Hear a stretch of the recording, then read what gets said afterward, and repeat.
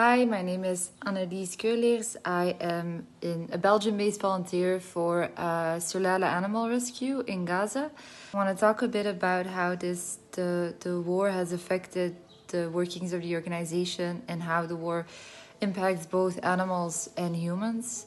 So Saeed was able, on the first day of the evacuation order, he was able to take all the cats from his house in the other shelter in the north to the cat shelter, or the house that was full of cats in the south of Nusayr, in the south of the evacuation line. And the dogs, like we had an employee that lived close to the dog shelter, who didn't evacuate after the first evacuation order because he thought because it's outside the city he might be safe. But then when the ground invasion started, he was forced to just open the doors of the shelter, and so the dogs wouldn't be trapped in there to starve, and leave all the food we had with small holes in the back so they wouldn't eat all of it at once. Everybody is displaced, including the entire Sulala team. Saeed's house has been bombed, demolished in the north. Many animals are suffering so much in Gaza right now, but Saeed can't reach them, or Sulala team can't reach them,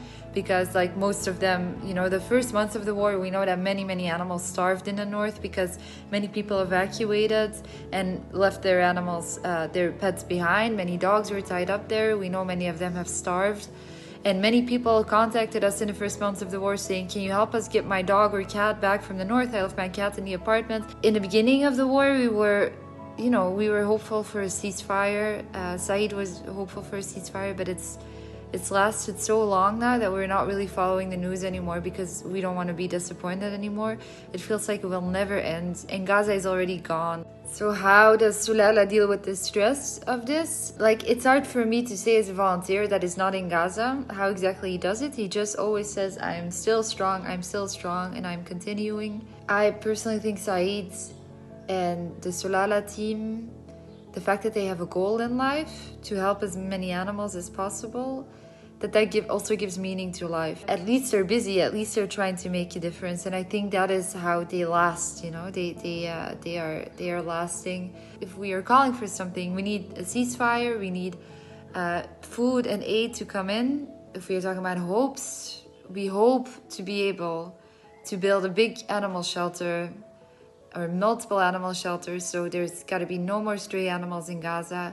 We hope to be able to do summer camps with children to teach them about treating animals right. We hope to be able to do trauma therapy for children to help them get over the trauma of this war, to be able to live and to stop all human suffering. We hope for Gaza to be rebuilt, and we still hope for some kind of peace.